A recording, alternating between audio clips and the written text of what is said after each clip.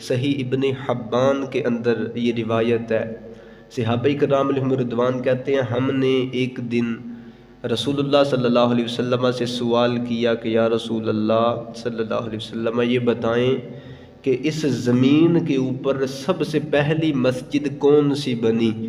پیارے آقا نے فرمایا کہ سب سے پہلی جو مسجد تعمیر ہوئی وہ مسجد الحرام ہے، کعبۃ اللہ ہے جہاں پہ۔ صحابہ کہتے ہیں ہم نے عرض کی یا رسول اللہ اس کے بعد کس مسجد کی تعمیر ہوئی؟ تو پیارے آقا نے فرمایا کہ اس کے بعد جس مسجد کی تعمیر ہوئی اسے مسجد اقصیٰ کہا جاتا ہے۔ دنیا کی دوسرے نمبر پہ جو مسجد بنی وہ مسجد اقصیٰ ہے۔